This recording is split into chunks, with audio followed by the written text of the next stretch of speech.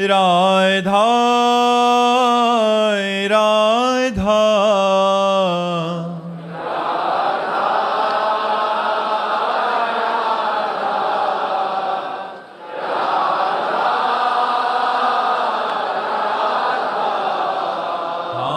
राधा राधा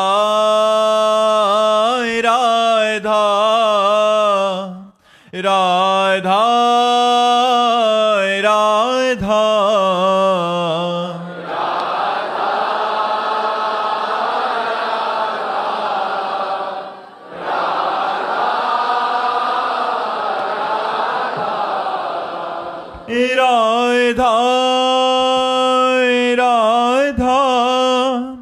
राधा राधा राधा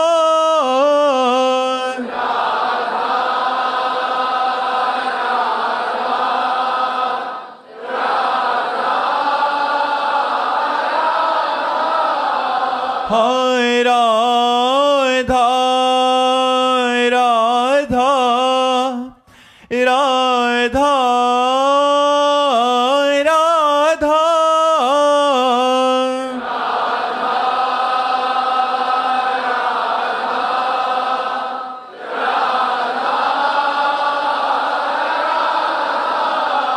हाय राधा राधा राधा राधा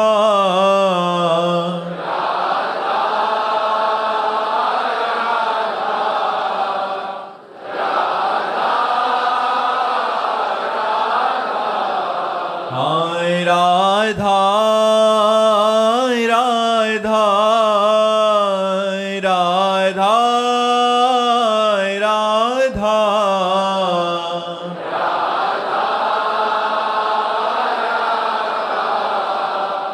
राधा राधा श्री राधा वल्लभ लाल की, समस्त संत हरि भक्तन की, श्री वृंदावन धाम की, सद्गुरुदेव भगवान की। विश्वजीत जी उड़ीसा से। राधे राधे महाराज जी। महाराज जी, भोगे हुए भोग की तृष्णा से भोग की महत बुद्धि पुष्ट होती है, वैसे ही भगवत प्राप्ति की महत बुद्धि कैसे पुष्ट होती है महाराज जी? बार बार भगवान की कथा सुनने से। ये बात पकड़ लो, बार बार भगवान के भक्तों के चरित्र सुनने से। ये दो बातें पकड़ लो। जब हम बार बार भगवान की चर्चा सुनते हैं तो हमारी आसक्ति होने लगती है भगवान में। जब बार बार भक्तों के चरित्र सुनते हैं तो भगवान की चर्चा सुनने से जो आसक्ति होती है उससे बढ़कर भगवान में आसक्ति होती है भक्तों की चरित्र सुनने से। इसलिए दो बातें, भक्त चरित्र और भगवान चरित्र, ये नशा बना लिया जाए तो भगवान में आसक्ति पैदा हो जाए। जब बैठे तो श्रीमद् भागवत की कथा, रामचरितमानस के भगवान के जो अपने आराध्य देव हों उनके पावन चरित्रों का बार बार पठन, बार बार श्रवण और बार बार गान किया जाए तो चरित्र गान से बहुत जल्दी भगवत आसक्ति पैदा होती है। और भगवत चरित्र गान से ज्यादा महिमा भक्त चरित्र गान से भगवान में आसक्ति पैदा होती है। तो जैसे भोगों को भोगने से तृष्णा पुष्ट होती है, ऐसे भगवान के बार बार चरित्र गान से, बार बार चरित्र श्रवण से भगवत आसक्ति पुष्ट होती है। अगर भगवत चरित्रों का गान न किया जाए तो भगवत आसक्ति होना बहुत कठिन बात है। इतना कठिन मोह का त्याग करना है कि अन्य साधनों से ये पुष्ट होता रहता है। भगवान की कथा मात्र में इतनी ताकत है कि मोह का नाश कर देगी। महामोह महिषेष विशाला, राम कथा कालिका कराला। ये विशाल महिषासुर है मोह, इसको मारने के लिए राम कथा जो है ये कालिका कराल स्वरूप है। इसलिए भगवान की कथा जब हम गान करते, श्रवण करते हैं तो हमारे मोह का नाश हो जाता है। और मोह गए बिनु राम पद होई न दृढ़ अनुराग। राम कथा, भगवान की कथा, कृष्ण कथा, भक्त कथा, ये हमें भगवत आसक्ति प्रदान करती है। इसलिए जिसको ये रहस्य पता चल गया वो अपने जीवन में दो बातें पकड़ लेता है, एक तो भगवान का नाम और दूसरा भगवान और भक्तों के चरित्र सुनना। बस इतने से हो जाएगा। 2 बातें पकड़ ले, इसी में प्रेम हो जाएगा। भगवान का नाम न छूटने पावे और खूब आशा बसन व्यसन याति नहीं, रघुपति चरित्र होए था सुनई। भगवान का जहां चरित्र सुनने को मिले, भगवान की लीला कथा सुनने को मिले। हम अपने हृदय की बात कहते हैं। बचपन से सन्यास मार्ग में रहे तो बड़ा ही शुष्क, कहीं ममता नहीं। 13 वर्ष की अवस्था से घर से निकले तो ममता शून्यता ही तो घर से निकालती है। कहीं ममता नहीं, कहीं आसक्ति नहीं, कहीं प्यार नहीं, ना अपने शरीर से न किसी और के शरीर से। कोई परवाह नहीं, न भोजन की, न सर्दी की, न गर्मी की, कोई चिंता नहीं। इतना कठोर हृदय हो गया जब उपासना में, संन्यास मार्ग में बस एकांत खंडहरों में, घाटों में पड़े रहना, भगवत चिंतन करना, वो जो हमारा संन्यास का चिंतन, कोई लीला कथा ये सब कुछ नहीं। अब देखो जीवन का परिवर्तन भगवान मोड़ देते हैं। हम ये कहते हैं कि विषयी पुरुष को भक्त बनाना सरल है, लेकिन एक अहम ग्रह उपासना से परिपक्व हृदय को दासत्व में लाना सबसे कठिन काम है। अगर हमारा कोई उपासक हो तो हमारी बात समझ सकता है। एक पतित विषयी पुरुष को भक्त बनाना सहज है, लेकिन एक अहम ग्रह उपासना, अहम ब्रह्मास्मि की उपासना करने वाले को दासोहम में उतारना बहुत कठिन बात है। लीला कथा का चमत्कार तुम्हें सुना रहे हैं। तुलसी घाट में पीपल के वृक्ष के नीचे बैठे हुए थे। अलग अलग हमारा समय था कि कहाँ बैठेंगे। शाम के 1 घंटा भिखारियों के बीच में बैठते थे, तो जो भी चावल या जो भी सत्तू मीठा जो बटता वो जितना मिला वो लिया, बस एकांत हो गए। 24 घंटे में केवल शाम टाइम भिखारियों की पंक्ति बैठती थी, उसमें दाता लोग आकर भोजन दान करते थे, वही बस पाते। घाटों में ही मिलना, अन्य कहीं से किसी आश्रम से भिक्षा मांगना कुछ नहीं। नहीं मिला तो कई कई दिन भूखे रहते थे। तो एक संत आए, उनका बाबा यहाँ भाई जी अंध विश्वविद्यालय है दुर्गा कुंड के पास, तो वहाँ रास लीला हो रही है, चलो देखने चलते हैं। तो हमारी अरुचि थी, तो हम कहा नहीं, हमें कुछ नहीं देखना है, आप जाइए ना, आप हमें डिस्टर्ब क्यों कर रहे हैं, हम अपने ध्यान में बैठे हैं, क्यों परेशान कर रहे हैं।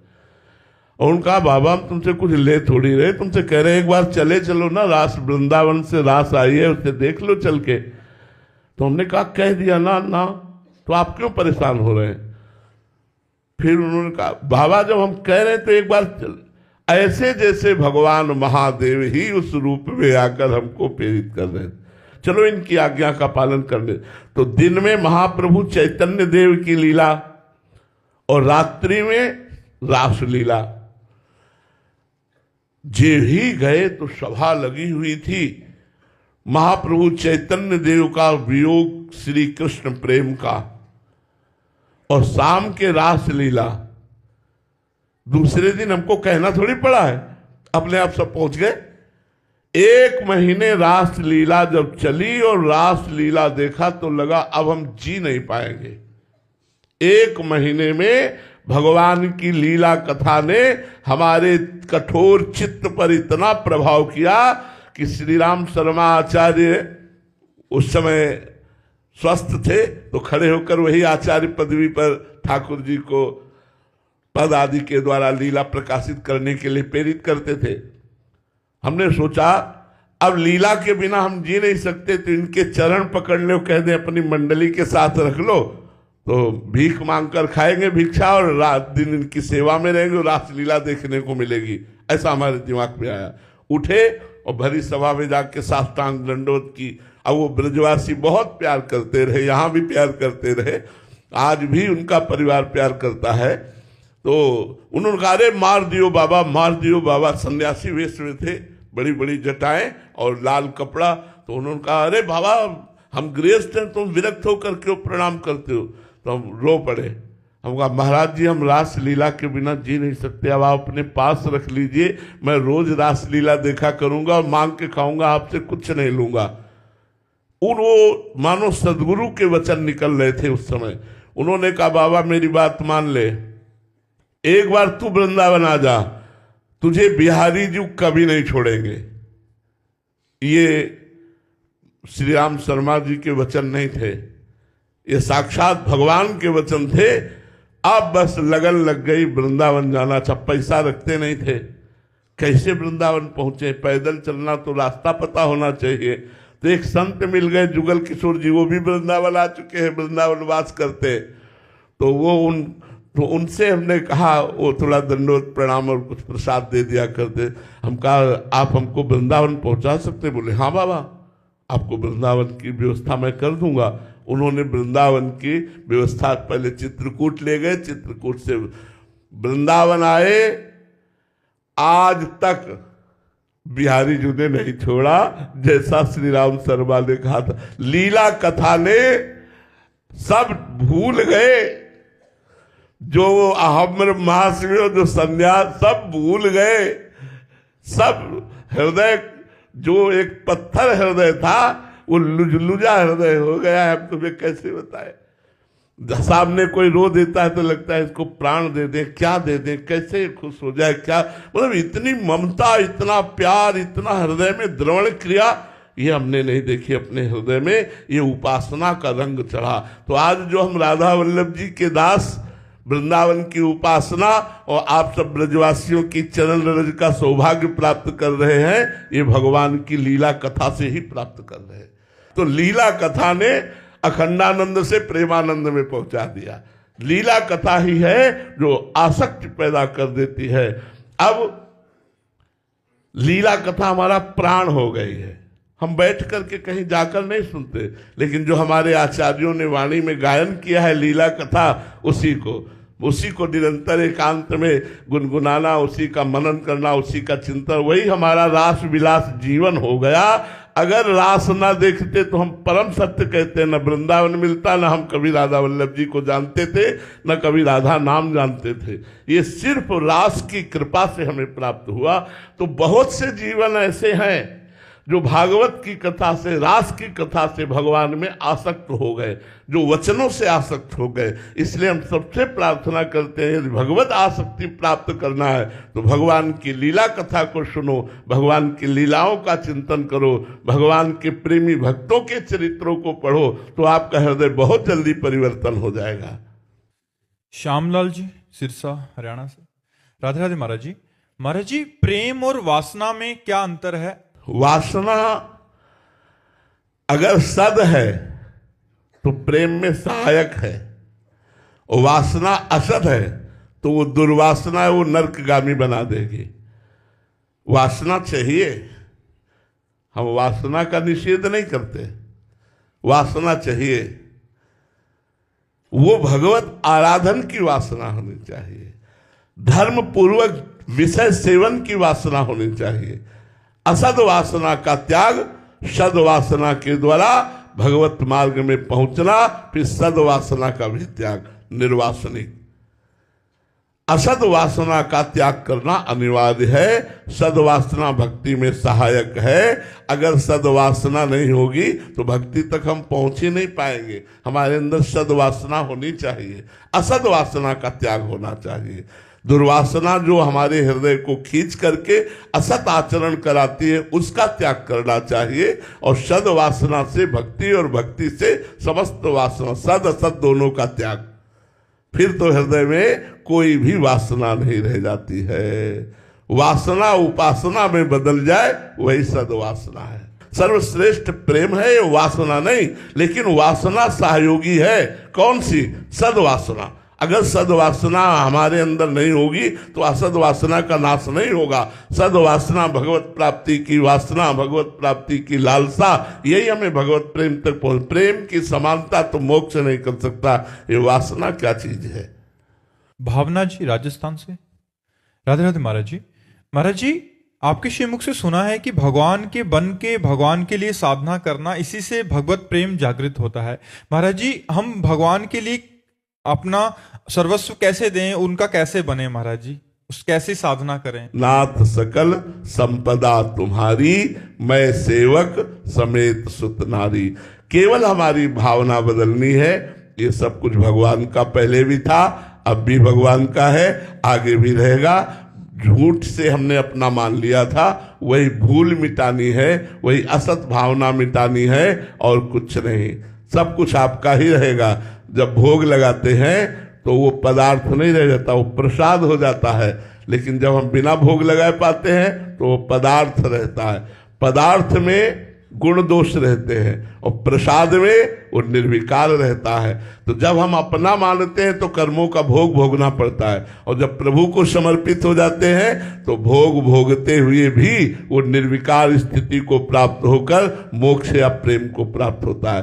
तो हम भगवान को कैसे अपना समर्पण करें? भावना से। ये पुत्र भगवान का, ये पत्नी भगवान की, पति भगवान का स्वरूप, सब कुछ भगवान का, घर भगवान का, सब भगवान का है। देखो, एक कुटिया में आसक्ति हो जाए तो आपके बंधन का कारण हो सकता है। और चक्रवर्ती सम्राट महाराज अम्बरीश पूरे राज्य पर आसक्ति नहीं, भगवान का मान के कर रहे हैं। तो कहे भरत जी महाराज राम जी की पादुका को सिंहासन पर विराजमान कर 14 वर्ष तक अयोध्या का शासन किया, लेकिन शासन किसका? राम जी का। राज्य किसका? राम जी का। भरत जी क्या समझते थे? मैं सेवक हूं और पादुका जी राजा हैं, उनकी आज्ञा मांग मांग करके पूरे नगर का शासन करते थे। ऐसे ही मैं सेवक समेत सुत नारी, अगर ऐसा भाव है नाथ सकल संपदा तुम्हारी, तो पूर्ण समर्पण है। समर्पण का मतलब ये नहीं होता कि हम कहीं कुछ लिखा पढ़ी बदल दें, कुछ देने लेने की जरूरत नहीं, केवल भावना बदलने की जरूरत है। ये सब कुछ प्रभु का है, ऐसा मान लेना ही समर्पण है। कहीं दे, ऐसा नहीं कि हम अपनी सारी संपत्ति किसी को दे दी तो समर्पण हो गया, उसमें भी नहीं होगा। हमने सारी संपत्ति उनको दे दी तो क्या दे दिया? अहंकार तो बनाए रखा है, उसका पुण्य मिलेगा, लेकिन समर्पण नहीं माना जाता। समर्पण मेरे पास कुछ है ही नहीं, तो दियम वस्तु गोविंदम तुभ्यमेव समर्पय। हे भगवान, आपने जो कुछ हमें दिया वो सब आपका है नाथ, मैं तो केवल सेवक हूं आपका। ऐसी भावना रखकर चाहे राज्य चलाओ तो भी कोई परेशानी नहीं, वो भगवान का समर्पण ही माना जाता है। रक्षिता दुबे जी, राधे राधे महाराज जी। महाराज जी, जब हमें सुख की प्राप्ति होती है, फिर मन में आने वाले जो दुख के लिए हम तैयार क्यों नहीं होते कि आगे दुख आने वाला? महाराज जी, इस द्वंद्व को ये सांसारिक जो सुख है ये इतना लिप्त कर लेता है कि दुख नाम से भय लगता है, दुख की संभावना मात्र से भय लगता है। यदि हमें भागवतिक सुख मिले तो दुख का नामो निशान मिट जाए। इसीलिए हम आपसे कहते हैं राधा राधा रटो। ये सांसारिक कोई सुख है? हमें तो कुछ समझ में ही नहीं आया कि भगवान कैसे विचित्र लीला के द्वारा सब चराचर जगत को भुलावे में डाले हुए हैं। इसमें कौन सा सुख, कहाँ सुख, कैसा सुख? जरा विवेक जागृत करके देखो तो कैसा सुख। अच्छे अच्छे पदार्थ खाओ, 6 घंटे में विष्ठा बन जाते हैं। अच्छे से अच्छा पेय पियो, सब मूत्र बन जाता है। अगर कहीं भी आ सकती है तो मलमूत्र के भांड शरीर पर आ सकती है। क्या सुख? सुख है कहाँ? यदि सच्चिदानंद भगवान से चित्त नहीं जुड़ा तो ये सांसारिक कोई सुख है? पुण्य आया तो थोड़ा सा लगाओ सुख में, पाप आया तो दुख, यही चक्र चल रहा है। इसी से ऊपर उठाने के लिए अध्यात्म है। ऐसे सुख को प्राप्त करो जहां दुख की संभावना नहीं है। अखंड सुख, अनंत सुख वो भगवान के नाम में है। हरिवंश नाम जे कहें अनंत सुख ते लहाएं, दुराप प्रेम की दशा तहा प्रत्यक्ष देखिए। जो नाम जप करते हैं अनंत सुख की प्राप्ति होती है, लेकिन जाप करके तो देखो, नाम जप करो, अनंत सुख ते लहाएं, दुराप प्रेम की दशा तहा प्रत्यक्ष देखिए। वो धन्य है, वो धन्य है, उसका जन्म सत्य हो गया जो निरंतर नाम जप कर रहा। नाम जप करो, दुख से घबराओ मत। और दुख है क्या? मन का माना हुआ दुख है। कितना तुम्हें कष्ट बताएं, लेकिन क्या हम दुखी हैं क्या? हम आपको सच्ची कहते हैं, हम जितना सुखी उतना तुम कोई सुखी नहीं हो। कोई सुखी नहीं हो। अगर है तो कोई रामदास ही होगा, दूसरा नहीं होगा। अगर कोई भगवान का दास ही होगा कोई सुखी होगा। नहीं, हम कहते हैं हमारा मन, हमें नाचना तो नहीं आता लेकिन हमारा मन नाचता रहता है। हमारा मन नाचता रहता है एकांत में। हम आपको कैसे बताएं, मन थिरक थिरक के नाचता है कि बलिहार है गुरुदेव, लगा दिया श्री जी में, लगा दिया, ले तो दुर्गति हो जाती। अब बड़ा आनंद रहता है, बड़ा आनंद रहता है। हम तुम्हें कैसे अपनी वाणी से बताएं, एकदम आनंद, चकाचक आनंद रहता है, हर समय एक आनंद रहता है। उसी आनंद के बल से हम आपके सामने बैठे हुए हैं। इसलिए हम कहते हैं इस दुख को किंचन मात्र भी दुख का अनुभव न कराना, ये राधा नाम का चमत्कार है। इसीलिए सबसे कहते हैं राधा राधा जपो, दुख की परवाह न करो। बड़े से बड़ा दुख भी आनंद दे के ही जाएगा, दुखी करके नहीं जाएगा। आप राधा राधा जपो। पूर्वी जी, राधे राधे महाराज जी। महाराज जी, मैं कितनी भी कोशिश कर लूं, कभी कभी मुझे द्वेष की भावना हो जाती है मेरे हृदय में। मैं खुद पर कैसे काम करूं ताकि मुझे सबके लिए प्यार महसूस हो? वैसे आध्यात्मिक उत्तर, यदि आप जहां द्वेष हो वहां बार बार मन से प्रणाम करो कि श्री भगवान आप भी यहां विराजमान हो, जड़ से द्वेष नष्ट हो जाएगा, जड़ से। पर आपको प्रणाम करना होगा। जो आपसे ना बोले उससे राधे राधे आप बोलो, जो आपसे गुस्सा करे उसे आप नमस्कार करो, जो आपका बुरा चाहे आप उसका मंगल मनाओ, आपका हृदय साधु हो जाएगा, आप मंगल में शांति को प्राप्त हो जाएगा। जी तब हृदय जलता है, तो सोना जब जलता है तभी तो निखार आती है, हृदय जब जलता है तभी तो निष्पाप होता है। उस जलन को सह गया वही तो महात्मा है। यमहीन व्यथयन्ते, भगवान ने कहा ये व्यथा जो प्राप्त होती है मन को, मन जो जलन पैदा करता है उसे सह गए। यमहीन व्यथयन्ते पुरुषम पुरुषर्षभ सम दुखा सुखाधीरम स्वमृतत्वाय कल्पते। काम आया, क्रोध आया, ईर्ष्या आई, द्वेष आई, इसके प्रतिकूल आचरण करने पर हृदय जलता है। उस जलन को जो संभाल गया वही महात्मा हो जाता है। महाराज जी, उसको क्षमा मतलब अंदर से प्रणाम करके या सामने से तो अहम में चोट पहुंचती है। तो अहंकार ही तो नष्ट करना, अहंकार में तो काम क्रोध लोभ राग द्वेष ये रहते हैं, और किस में रहते हैं? इसी घर को तो उजाड़ना है हमको। अहंकार रूपी घर को उजाड़ दो, निर्विकार हो गए, इसी महल में रहते हैं सारे दोस्त। अंतःकरण के अहंकार में ही ये जितने विकार हैं सब रहते हैं, उसी को तो नष्ट करना है। इसीलिए सबको प्रणाम करना है। सिय राम मैं सब जग जानी, करो प्रणाम जोरि जुग पानी। तभी आप निरहंकार होगे, तभी आप महान बनोगे, तभी आप हृदय में आनंदित होगे। नहीं तो राग द्वेष होता रहेगा, संसारिकता बढ़ती रहेगी। महाराज जी, एक बार प्रणाम करने से मान जाए तो ठीक है, फिर ऊपर से और ज्यादा तो हम और प्रणाम करेंगे, हम और प्रणाम करेंगे। हमारा प्रणाम बंद नहीं होगा, उसका राग द्वेष बंद हो जाएगा। तो हमें चाहिए, हम लोग आध्यात्मिक हैं, यदि हमसे कोई द्वेष करे तो भी हम उससे द्वेष न करें। अपनी तरफ से द्वेष करना तो बनता ही नहीं है। सब में श्री भगवान विराजमान है, ये हम आध्यात्मिक उत्तर देते हैं। और ये कभी मत सोचिएगा कि यदि हम द्वेष करने वाले को क्षमा करते रहेंगे तो द्वेष करता ही रहेगा। नहीं, हमने आज देखा है वो प्रेम करने लगेगा, वो द्वेष नहीं करेगा, प्रेम करने लगे। क्षमा में बहुत बड़ी सामर्थ्य है और क्षमा सामने वाले को तुरंत बदल देती है। एक नाथ स्वामी गंगा स्नान करने जाते थे, गोदावरी गंगा के अवगाहन का सौभाग्य रोज प्राप्त करते। तो वहां ऊपर से एक विधर्मी वास करता था, उसने देखा है महात्मा गंगा स्नान करके थूक दिया। वो फिर स्नान करने गए, फिर लौट के आए, फिर थूक दिया, फिर स्नान करने 100 बार थूका, 100 बार स्नान करने गए, 100 बार ना तो कुछ बोला ना देखा उसके ऊपर की तरफ। क्षमा ने उसके हृदय का परिवर्तन कर दिया। एक नाथ जी की क्षमा ने उसके हृदय का परिवर्तन किया। वो नीचे उतर कर आया और साष्टांग दंडत हुआ, कहा महाराज क्षमा कर दीजिए। बोले क्यों भैया, क्या गलती हुई? बोले मैंने 100 बार आप पर थूका। भैया ये तो हमारे ऊपर कृपा की, एक दिन में एक बार स्नान करते थे, आपकी कृपा से 100 बार स्नान हो गया, इसमें तो आपने हमारे ऊपर कृपा ही की। वो रो पड़ा कि ऐसे निर्मल महात्मा का मैंने अपराध किया। क्षमा ने उसका परिवर्तन कर दिया। अगर क्षमा ना करते और एक बार भी बार बार थूकता क्यों है, तो वो और थूकता, वो और दुष्टता करता। क्षमा में इतना बल है कि दुष्ट की दुष्टता को मिटाकर उसे साधुता में ले आना। ये क्षमा आध्यात्मिक बल है, ये महान बल है। इसे सबको प्राप्त नहीं होता, सत्संगियों को प्राप्त होता है क्षमा करना। नहीं तो एक गाली दे तो 2 गाली देने का मन होता है, जब एक गाली दे हम राधे राधे करके निकल जाए, यही हमारी आध्यात्मिकता है। क्षमा करना कमजोरी नहीं, बहुत बड़ा बल, बहुत बड़ा बल। क्षमा बलवान होता है, वो तो कमजोर होता है जो क्रोध करता है, क्षमा बलवान होते हैं। अंशु टंडन जी पुणे से, राधे राधे महाराज जी। महाराज जी, श्री राधा बाबा और श्री भाई जी महाराज दोनों ही गोरखपुर की गीता वाटिका के उच्च कोटि के संत थे। उनकी पहली भेंट के बारे में कहा जाता है कि जैसे ही श्री राधा बाबा गीता वाटिका आए और भाई जी महाराज जी से मिले, तभी से श्री राधा बाबा जी के अद्वैत जीवन वेदांत विचारधारा एकाएक श्री राधा कृष्ण भक्ति में परिवर्तित होती गई। महाराज श्री कृपा करके उस भक्ति रस के बारे में हम लोगों को भी बताएं, जिससे बस पल भर के ही क्षण में भगवत प्राप्ति के मार्ग खुल जाते हैं और संत जन आजीवन उस रस का अनुभव करते हैं। ये सबको नहीं मिलता, ये जन साधारण बात नहीं है। बहुत जन्मों की कमाई के बाद ऐसा संयोग बनता है।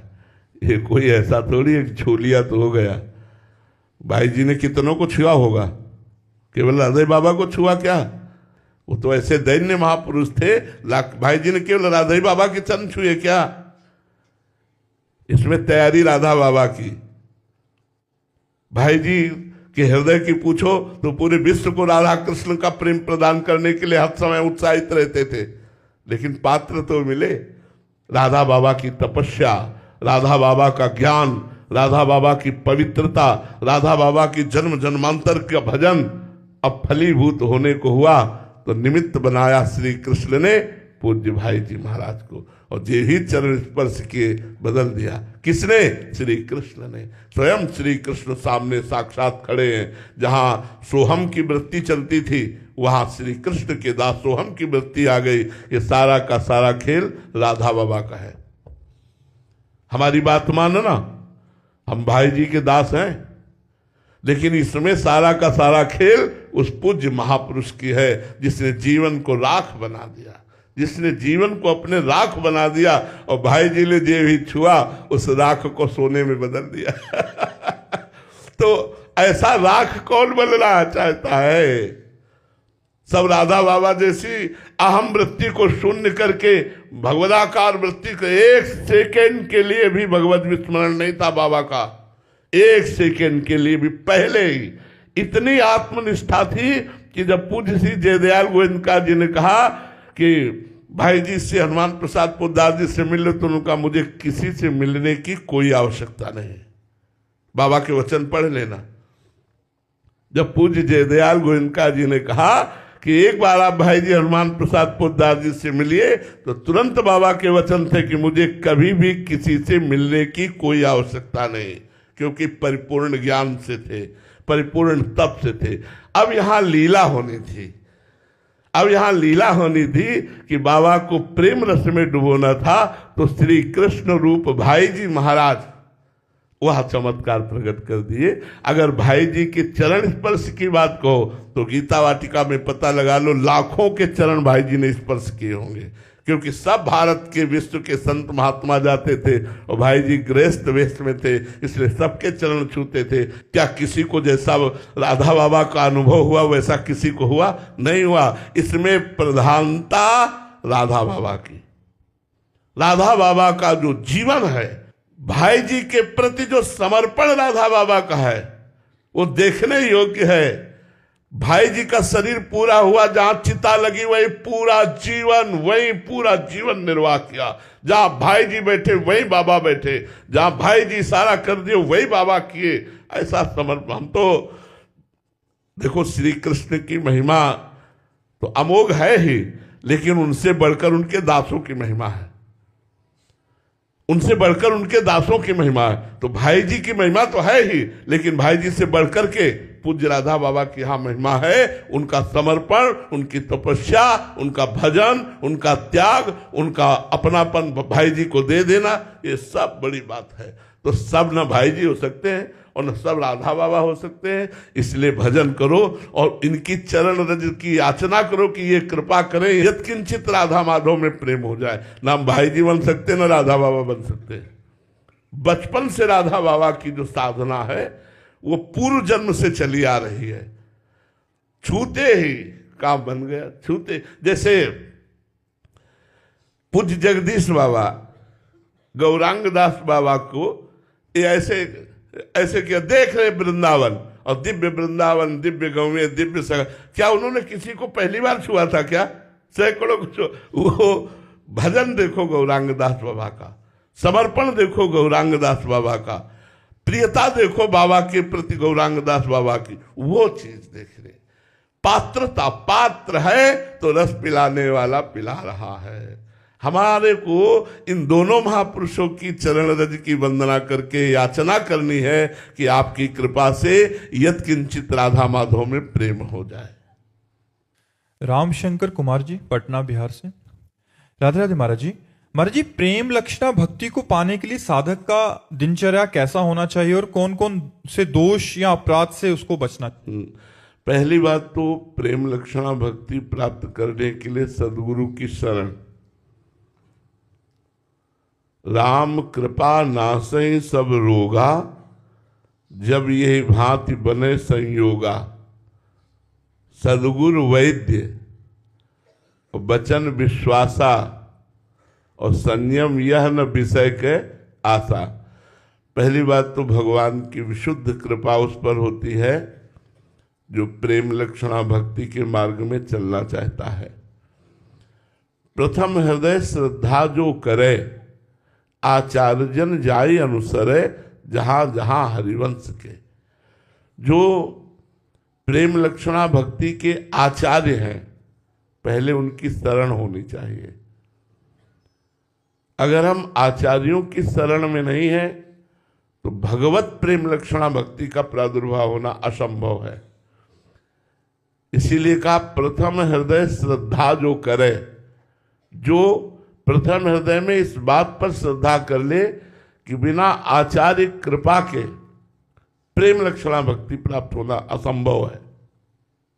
जैसे हमें सहचरी भाव की उपासना करनी है, सहचरी भाव का प्रेम प्राप्त करना है, तो स्वामी हरिदास जी महाराज, हरिवंश महाप्रभु जी, हरिराम व्यास जी, ये महापुरुष प्रकट हुए हैं इसी भाव को प्रकट।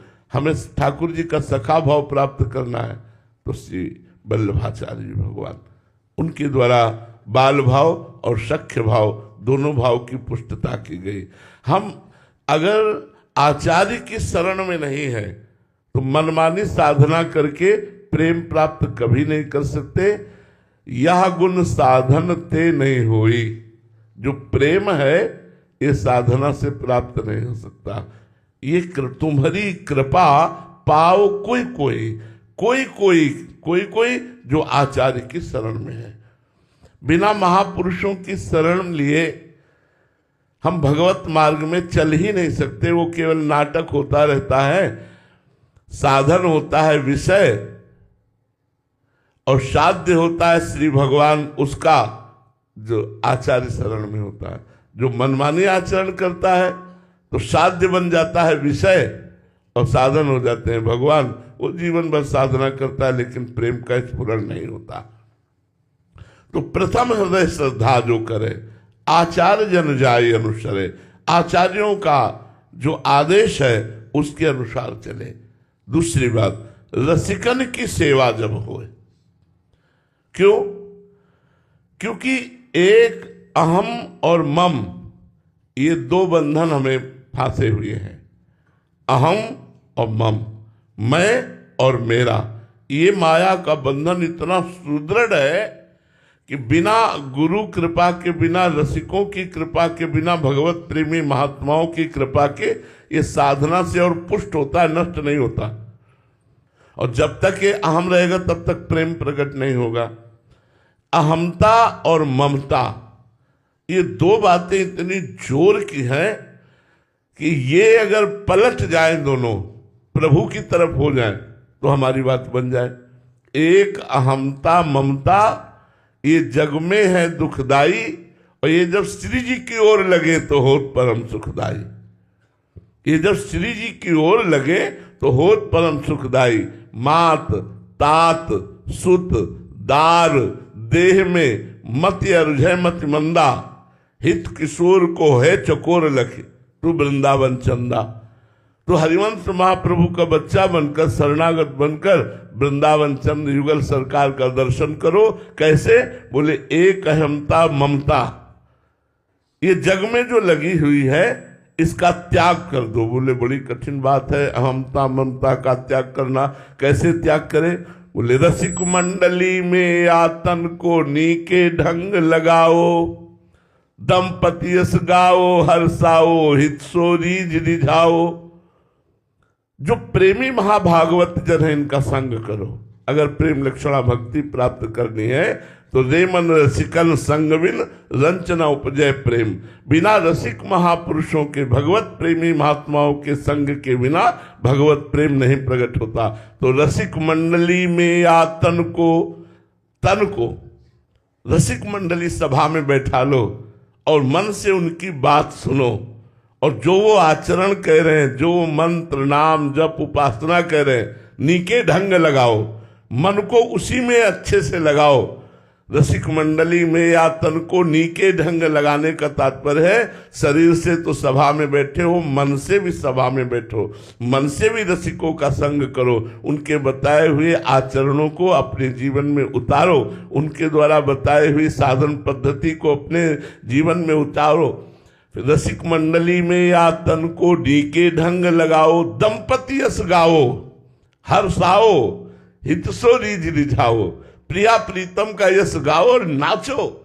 अरे जीवन में वो मस्ती जो लादी है तो भगवत चरित्रों का खूब गायन करो, खूब श्रवण करो, नाम कीर्तन करते हुए नाचो। मंजीरा बजाकर ताली बजाकर भगवान नाम कीर्तन करते देखो रोना आ जाएगा। अपने कमरे को बंद करो, खिड़कियों में पर्दा कर दो, कोई देख ना पावे, और फिर मंजीरा उठाओ और फिर नाम कीर्तन राधा राधा राधा और भाव से करो। अगर रोना ना आ जाए तो हमें कहना। नाम के दंपति यस गाओ हर्षाओ हित रीझ रिझाओ। देवन को दुर्लभ या देही तैने सहजी पाई, मन भाई निधि पाई फिर क्यों जान बूझी बिसराई। अब नहीं, अब देरी मत करो। मनुष्य शरीर मिल गया है, सदगुरु आचार्य की शरण में होकर उनके द्वारा बताई हुई अब जो ही कहें करे हम सोई। आयस लिए चले निज दासी, मन कर्म वचन त्रिशुद्ध सकल मत, हम श्री हित हरिवंशोपासी। जो आचार्य आदेश करे, जो गुरुदेव आदेश करे, उस पर यदि हम जीवन को लगावें तो हमारा काम। सबसे बड़ा बंधन प्रेम न प्राप्त होने का कारण अहमता और ममता है। इसलिए भगवान श्री राम जी ने कहा सबकी ममता ताग बटोरी, मम पद मन ही बांधे बड़े डोरी।